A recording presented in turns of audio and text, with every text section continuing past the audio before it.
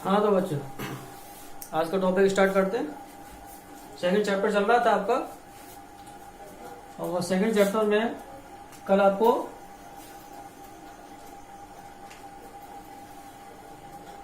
परागकण की संरचना समझाई थी। परागकण की संरचना बताई थी, और इसमें आपको बताया था कि प्रत्येक परागकण में दो आवरण होते हैं, एक बाह्य चोल कहलाता है, दूसरा अंतः चोल कहलाता है। ठीक है। इसके अलावा कई परागकणों के अंदर क्या होता है, परागकणों की जो बाह्य सतह होती है, इस बाह्य सतह पर एक चिपचिपा पदार्थ पाया जाता है, इसको बोलते हैं पॉलन किट।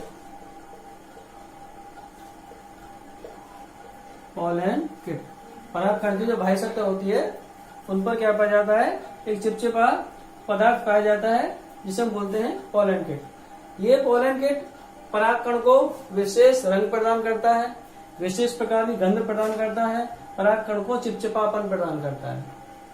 ऐसा करने से क्या होता है, इस पॉलन किट के कारण जो कीट होते हैं वो परागकण की ओर आकर्षित होते हैं।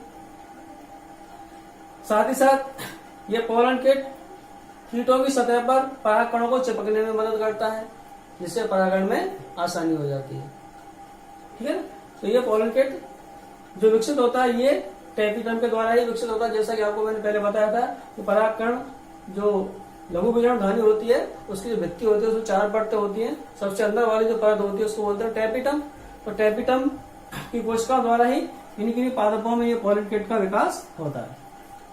इसके अलावा एक चीज और, परागकण की सतह होती है, इसकी सतह पर जो बाह्य चोल होता है, बाह्य चोल में इस तरह की अलंकरण होते हैं, गुहिकाएं पाई जाती हैं, और इन गुहिकाओं में विशेष प्रकार की प्रोटीन भरी होती है। विशेष प्रकार की क्या भरी होती है, प्रोटीन भरी होती है। ठीक है। यह प्रोटीन नमी पा करके बाहर फैल जाती है, और बाहर फैलकर जब मनुष्य के संपर्क में आती है तो ये कई प्रकार की पराग एलर्जी, बुखार, खांसी, इस प्रकार के लक्षण उत्पन्न करती है। इस लक्षणों को या इस प्रकार प्रतिक्रिया को बोलते हैं पराग एलर्जी। क्या कहते हैं इसको, पराग एलर्जी, जो इस प्रोटीन के कारण उत्पन्न होती है। इसके अलावा यह प्रोटीन परागण वर्तिकाग्र पारस्परिक प्रक्रिया में भी सहायक होती है।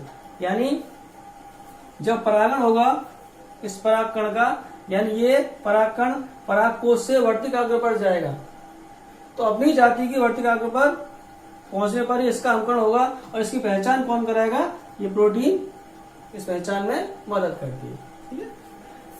नेक्स्ट इसके बाद हम पढ़ते हैं कि ये जो परागकण है जिसको हम बोलते हैं नर युग्मकोद्भूत, इसका विकास कैसे होता है।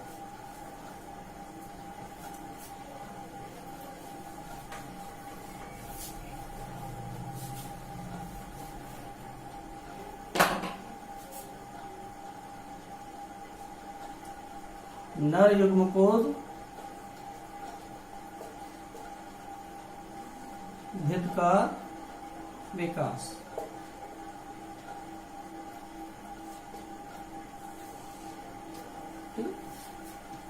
देखिए, परागकण जैसा कि आपको मैंने बताया था कल, एक कोशीय गोलाकार संरचना होती है इस तरह की। इसके ऊपर बाह्य आवरण,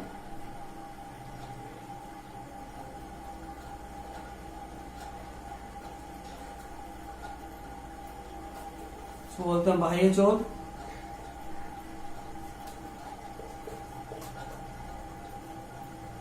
आंतरिक आवरण अंतःचोल कहलाता है, और इसके अंदर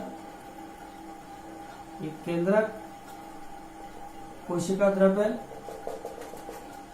और एक पतली झिल्ली इसके चारों ओर।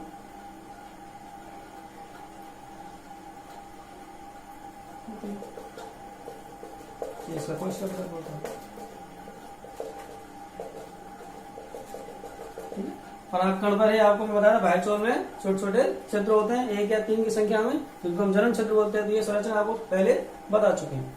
तो ये परागकण होता है, एक कोशिका परागकण, ये नर युग्मकोद्भूत की प्रथम कोशिका होती है। प्रथम कोशिका किसकी? नर युग्मकोद्भिद की। नर युग्मकोद्भिद यानी नर युग्मक उत्पन्न करने वाला, यानी जो परागकण है ये आगे चल करके विकसित होकर के नर युग्मक उत्पन्न करेगा। ठीक है ना।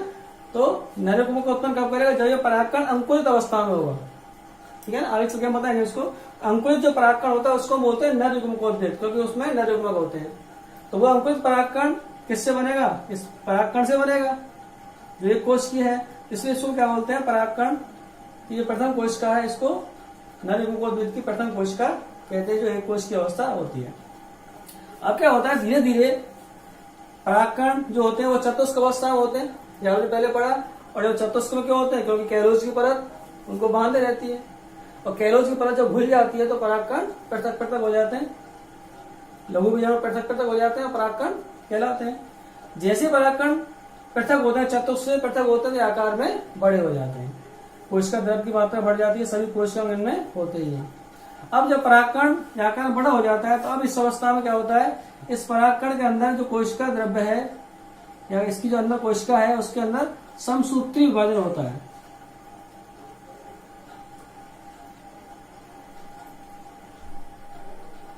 ये अंतःचोल और ये इसकी अंदर परागकण कोशिका है पतली झिल्ली, ये इसका बाह्य चोल।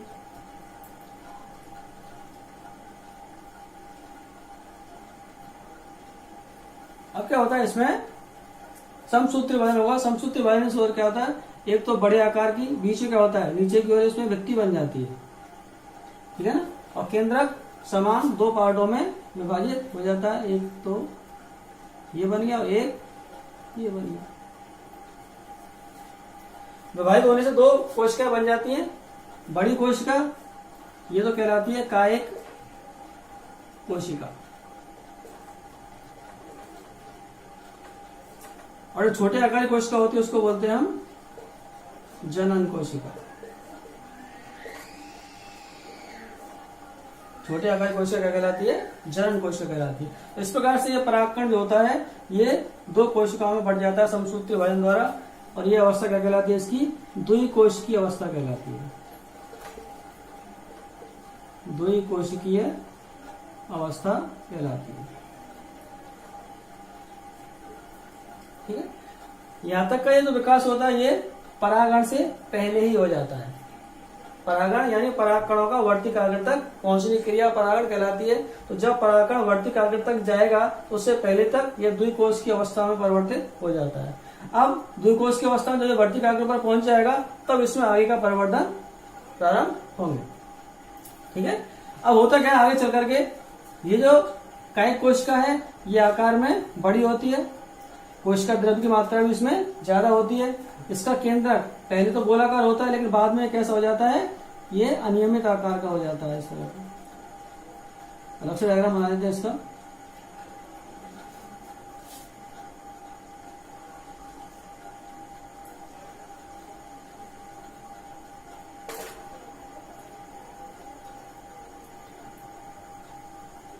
ये जनन कोशिका केंद्र, कायिक कोशिका केंद्र अब कैसा हो जाएगा, ये अनियमित आकार का हो जाएगा, इस तरह का हो जाएगा। और इसका कोशिका द्रव्य रहेगा।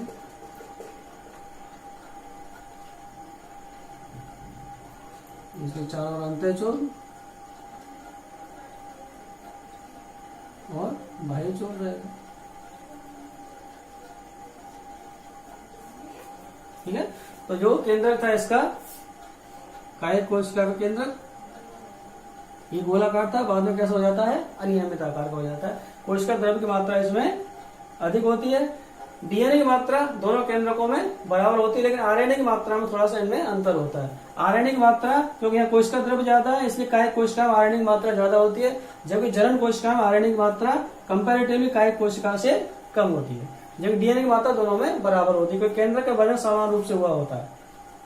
इसी प्रकार जनन कोशिका में भी क्या होता है, कोशिका द्रव्य की मात्रा यहाँ पर कम होती है और यहाँ कायिक कोशिका में ज्यादा होती है, लेकिन कोशिकांग दोनों कोशिकाओं में समान रूप से विकसित होते हैं, कायिक कोशिका में भी और इस जनन कोशिका में भी। अब जैसा ही कायिक कोशिका है इसमें ये क्या हो गया, आगे केंद्र कैसा हो गया, इसका अनियमित आकार हो गया। बाद में क्या होती है, ये कायिक कोशिका पूरी तरह से नष्ट हो जाती है। ठीक है, कुछ वैज्ञानिक ये मानते हैं कि कायिक कोशिका आगे चल करके पराग नलिका का निर्माण करती है, लेकिन ये बात अभी तक निश्चित नहीं है कि वास्तव में पराग नलिका का निर्माण इसी से होता है या अंतःचूल से होता है। ठीक, बाद में ये कोशिका नष्ट हो जाती है, केवल क्या रह जाती है, जनन कोशिका रह जाती है। अब ये जनन कोशिका क्या होता है, शुरू में तो ये परागकण की भित्ति से लगी हुई है, धीरे धीरे क्या होता है, इसके अंदर भित्ति जो होती है पूरी तरह से डेवलप हो जाती है और ये इस कायिक कोशिका से अलग हो जाएगी। ये तो हो गई कायिक कोशिका और ये जनन कोशिका। और अब ये कैसे हो जाती है, शुरू में मसूर आकार की थी, मसूर के आकार की, अब ये गोल आकार हो जाती है। ये जनन कोशिका और ये हमारी कौन सी हो गई, कायिक कोशिका हो गई। ठीक है ना, तो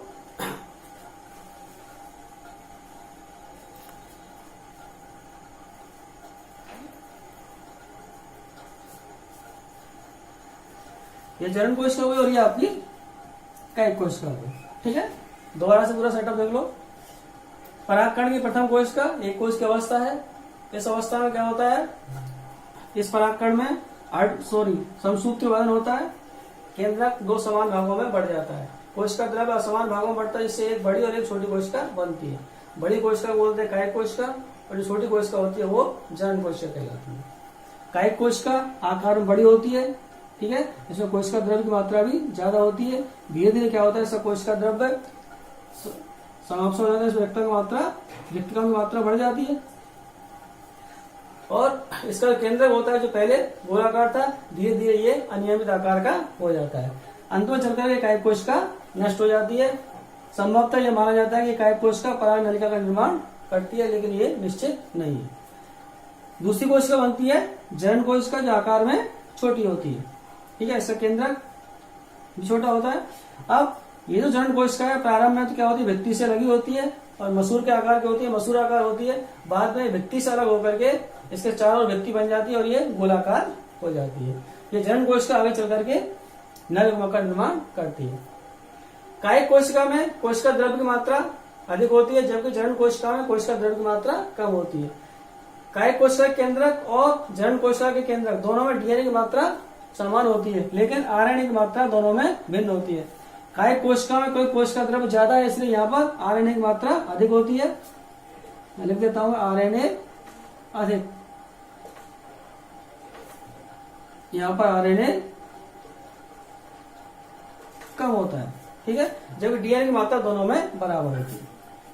अब यहाँ पर ये जनन कोशिका कैसे होगी, गोलाकार होगी। अब आगे चलकर क्या होता है, आगे का परिवर्तन, ये द्विकोश की अवस्था है। अब जब परागकण कहाँ पहुंच गया, वर्तिक आकृति पर, और यहाँ वर्तिक आकृति पर आकर क्या होगा, इसका अंकुरण होगा। अंकुरण होने पर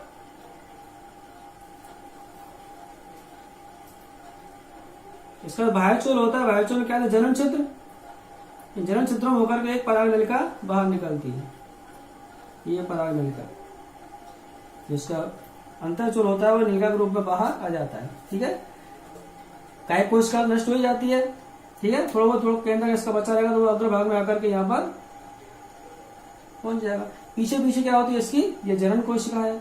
ये अब कैसी हो जाती है, गोलाकार से थोड़ी सी लंबाकार हो जाती है, इस प्रकार से। ठीक है, पराग नलिका में आगे बढ़ने पर ये जो कोशिका है, इसमें समसूत्री विभाजन होकर के इसमें दो कोशिकाएं बन जाती हैं, एक और ये दो, और ये दोनों कोशिकाएं नर युग्मक की तरह व्यवहार करती है। ठीक है ना, इसके अंदर कोशिका द्रव्य पूरा सूख जाता है और ये इसका पूरा बाह्यचूल होता है। ठीक है, ये संरचना जो बनी इसको क्या कहेंगे हम, पराग नलिका। ठीक है, अब पराग नलिका बनने पर इसमें क्या बन गए, दो नर युग्मक बन गए। और नर युग्मक का विकास इस अवस्था में आकर के हुआ, तो ये जो अंकुरित परागकण है, अब इसको हम क्या बोलेंगे, ये नर युग्मकोद्भिद कहलाएगा। ठीक है, ये जो अंकुरित परागकण है, इसी को हम क्या बोलेंगे, नर युग्मकोद्भिद कहेंगे, क्योंकि इसमें क्या है, नर युग्मक। अब ज्यादातर एंजियोस्पर्म पादपों में नर युग्मक का निर्माण परागकण के अंकुरण के बाद ही होता है, जब पराग नलिका वर्तिक आंगन में प्रवेश करती है।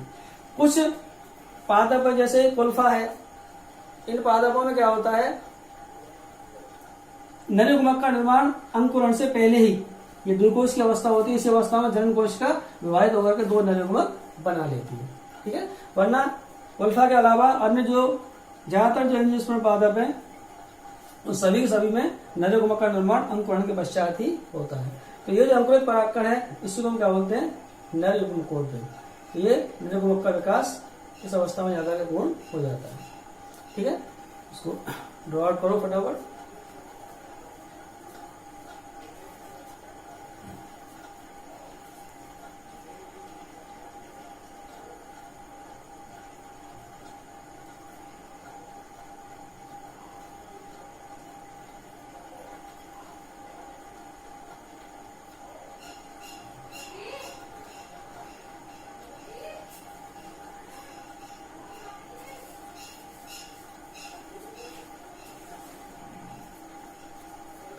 ठीक है, तो यहाँ तक आपका ये जो पार्ट है अभी ये नर जननांग का पूरा पार्ट आपका कंप्लीट हुआ, जिसमें हमने पढ़ लिया उनके शरीर संरचना के बारे में पढ़ा, लघु बीजाणु धानी की संरचना पढ़ी, लघु बीजाणु धानी में परागकण कैसे उत्पन्न हुए उसको पढ़ा, परागकण की संरचना किस प्रकार की होती है ये पढ़ा, परागकण का स्फुटन किस प्रकार से होता है, और परागकण के बाद हमने पढ़ लिया नरयुग्मकोद्भिद का विकास, यानी इससे नरयुग्मक कैसे उत्पन्न होता है।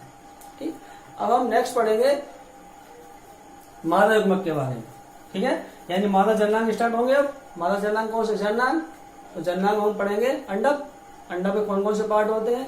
ठीक है, उनमें बीजांड पढ़ेंगे, बीजांड की संरचना पढ़ेंगे, और बीजांड के अंदर मादा युग्मक का निर्माण किस प्रकार से होता है उसको डिटेल से स्टार्ट करेंगे कल से। ठीक है, तो आज तक के लिए आपका नर युग्मकोद्भिद का ये पार्ट यहाँ तक कंप्लीट, इसको अच्छी तरह से पढ़ लें, और कोई समस्या हो उसे आप व्हाट्सएप पर शेयर करके सेट आउट कर लें। ठीक है।